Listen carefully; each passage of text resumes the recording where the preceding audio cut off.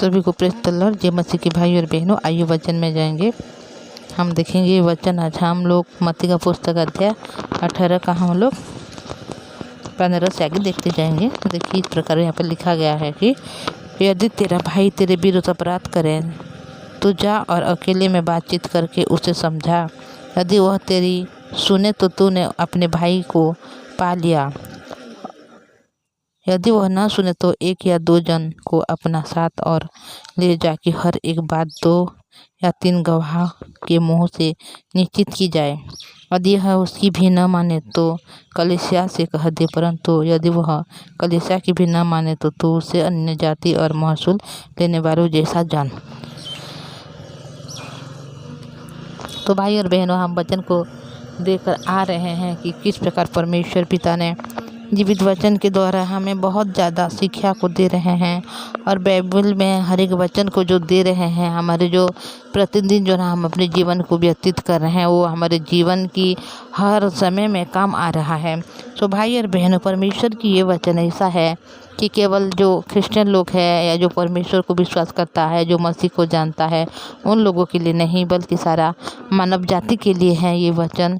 कि हर जो एक मनुष्य है दुनिया में, हर मनुष्य इस बात को जाने, क्योंकि ये केवल आज की बात के बारे में नहीं है, केवल जो आने वाली बातों के लिए नहीं, जो आ गया है अभी, मतलब पूरा जो हमारे फ्यूचर है, पास्ट प्रेजेंट, हर एक बातों के लिए एक नई शिक्षा है। मतलब केवल ये ज्ञान की बात नहीं है, ये सच्चाई की बात है भाई और बहनों।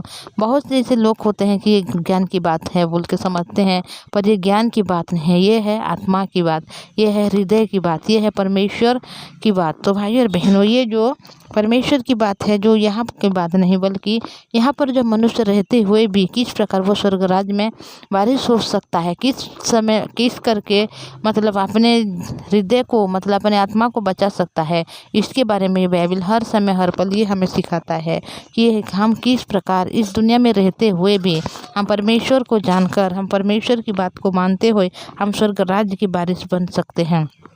तो भाई और बहनों, हम जो मनुष्य हैं पृथ्वी में आए हैं और जन्म होके बहुत सारे ऐसे हमारे जो परिवार है, लोग हैं, हमारे समाज है, हमारे जात, बहुत ऐसे हैं लोग हमारे आसपास में, पर हम उनमें से भी हम उत्तम मनुष्य हैं, क्योंकि हम आज इस परमेश्वर के वचन को जानते हैं। हमारे आसपास में एरिया में बहुत ज़्यादा लोग भी है, गाँव में है, हमारे शहर में है बहुत ज़्यादा, पर उन लोगों ने परमेश्वर की जीवित वचन को नहीं जाना। हालांकि उन लोग मनुष्य के रूप में ही जगत में है, वास करते हैं, उन लोग भी खाते हैं, पीते हैं, हर काम करते हैं, पर अपनी आत्माओं के लिए वो उन लोगों को कोई भी चिंता की कोई बात नहीं है, आत्मा के बारे में नहीं जानते। उन लोग तो उद्धार के बारे में नहीं जानते, पाप की क्षमा के बारे में बहुत सारे लोग हैं नहीं जानते। उन लोग केवल इतना जानते हैं पाप और पुण्य के बारे में, अगर हम अच्छे काम करेंगे तो स्वर्ग में जाएंगे और बुरे काम करेंगे तो नरक में जाएंगे, इतना ही उन लोग को पता है भाई और बहनों। पर मनुष्य कभी भी अच्छे काम नहीं कर सकता। हम जितने भी मनुष्य को ढूंढ ले अपने जीवन में, अपने आसपास में जितने भी लोग हैं, आप अपने आसपास में देखते होंगे, अपने एरिया में देखते होंगे, कौन ऐसा मनुष्य है जो अच्छा है, केवल पुण्य ही करता है, वो अच्छे काम ही करता है? ऐसा नहीं भाई और बहनों। हर एक जो मनुष्य केवल अपने फायदा के लिए काम करता है और अपने जेब को भरता है इस समय, पर कोई भी किसी के खुशी के लिए, आनंद के लिए कोई भी काम नहीं करता है, बल्कि वो केवल अपनी खुशी को देखता है, अपनी जो मतलब लाभ को देखता है। पर वो इस बात को नहीं सिखाता कोई भी मनुष्य कि परमेश्वर के सम्मुख कैसे हम आ सकते हैं, हम कैसे करके उद्धार को पा सकते हैं, कैसे करके हम स्वर्ग राज्य के अधिकारी बन सकते हैं, कैसे करके हम उस अनुग्रह, उस दया को पा सकते हैं। और हमारे जो प्रतिदिन के जीवन में जो हम व्यतीत कर रहे हैं, उस जीवन में हम जो परिस्थिति के समय भी, हम लोग जो समस्या के समय, पीड़ा के समय में कैसे करके हम नई आशा को पा सकते हैं, नई खुशी और नई शांति को पा सकते हैं, इसके बारे में कोई नहीं बोलता भाई और बहना।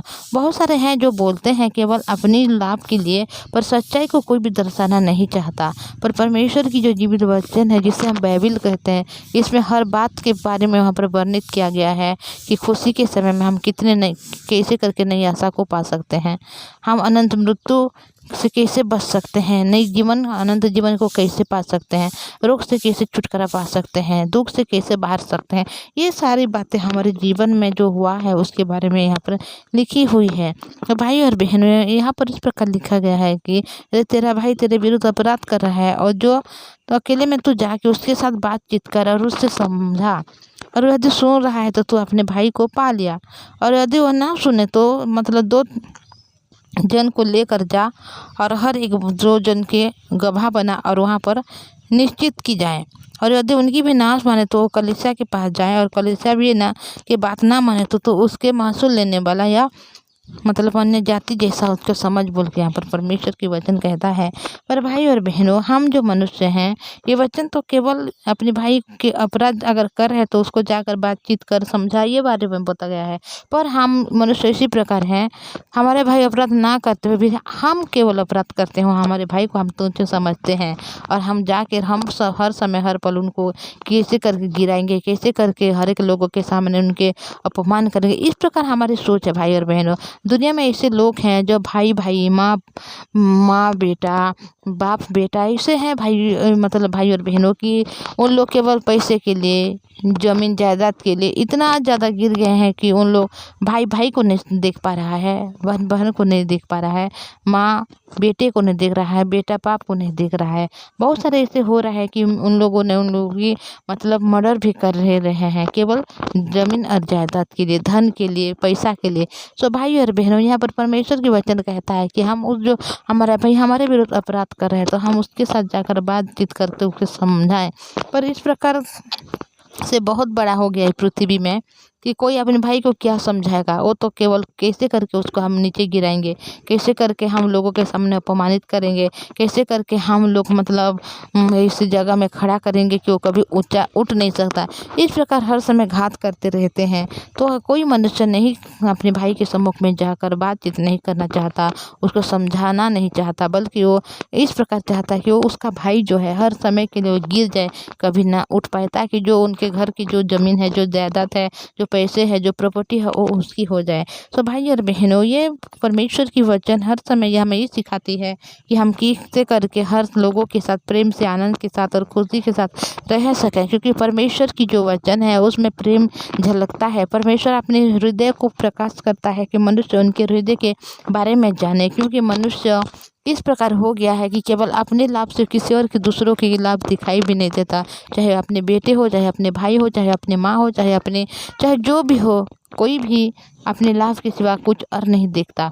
तो भाई और बहनों, यहाँ पर बोल रहा है कि जो भी मतलब उस बात को नहीं मान रहा है तो कलीसिया में जाके उनकी समाधान कर दे, उसमें भी नहीं माना तो उसको अन्य जाति या महसूल लेने वाला समझे बोल के यहाँ पर लिखा गया है।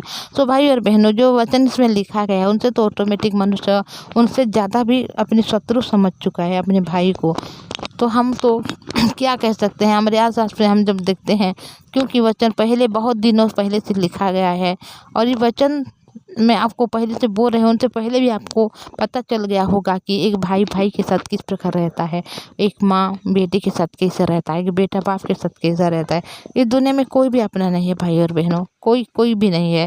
हम चाहे जितने भी अच्छे काम करें हमारे परिवार लोगों के लिए, जब हम अच्छे काम करेंगे तभी हमारे परिवार लोग हमें प्रेम करेंगे, हमें खुशी शांति से बातें करेंगे, प्यार से हमारे साथ रहेंगे। अगर हम उसके पास में कुछ काम नहीं करेंगे, पैसे नहीं देंगे, तो वो कभी भी हमें खुशी से बात तक भी नहीं करते हैं।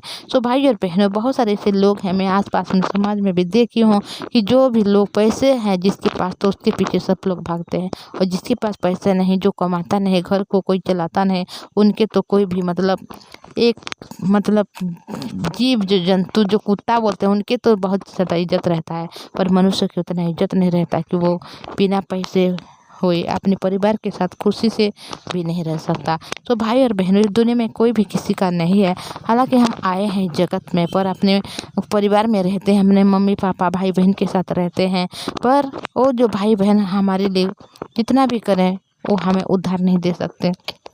परमेश्वर की स्वर्गराज्य की वारिस हमें नहीं बना सकते, पर हमें स्वर्गराज्य की अधिकारी होने के लिए हमें स्वयं परमेश्वर के वचन को जानने की ज़रूरत है। उन लोग बता भी सकते हैं परमेश्वर के वचन को, पर अगर हमारे हृदय से उसको ग्रहण नहीं करेंगे तो हम कभी परमेश्वर के अनुग्रह को नहीं पा सकते, स्वर्ग राज्य की वारिस नहीं हो सकते। हो सकता है भाई और बहन आपके परिवार में आप ही हो एक जो परमेश्वर को जानते हो, पर आप जब परमेश्वर की सुसमाचार को अपने परिवार में जाके उसको बताओगे, सुसमाचार प्रचार करोगे, यीशु के लहू के बारे में बताओगे, उद्धार के बारे में जब बताओगे तो आपके परिवार, अगर कोई विश्वास कर रहा है, अपने हृदय से ग्रहण कर रहा है यीशु को, तो वो ही उद्धार पाएगा।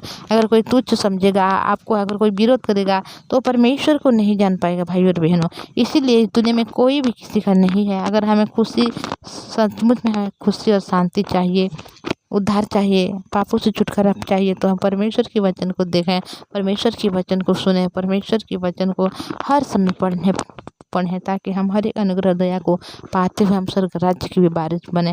हम तो एक ही दिन इस दुनिया में से जाएंगे, पर हम कहाँ जाएंगे? स्वर्ग में। ये बात हमें बहुत अच्छी तरह से जानने की ज़रूरत है भाइयों और बहनों। अगर हम यहाँ पर रहकर नहीं जानेंगे तो और कभी नहीं जान सकते। तो मैं इतना बोलूँगी भाइयों और बहनों, आगे हम हर एक बातों को देखेंगे, जानेंगे और केवल परमेश्वर के वचन से सुनेंगे। तो मैं आपको रिक्वेस्ट करना चाहूँगी, अगर आप इस चैनल में नए में आए हैं तो इस चैनल को सब्सक्राइब कीजिए, लाइक और शेयर कीजिएगा। प्रार्थना करेंगे। धन्यवाद यीशु, धन्यवाद प्रभु जी, अनुग्रहकारी प्रभु, आपने दया अनुग्रह आशीष दिया प्रभु, इसीलिए आपके पवित्र नाम को धन्यवाद करते हैं प्रभु। आप दया अनुग्रह करने वाला प्रभु है। हमारे भाई बहन के जीवन में हर कुछ शांति को दीजिए, उद्धार को दीजिए, पापों से छुटकारा दीजिए प्रभु जी। उस वचन को लोग जानने वाले बने, हर समय विश्वास के साथ आगे बढ़ते हुए आपके पवित्र नाम को धन्यवाद देने वाले बने। आपने प्रार्थना सुना है, धन्यवाद करते यीशु के नाम से मांगते हैं, आमीन। Thank you.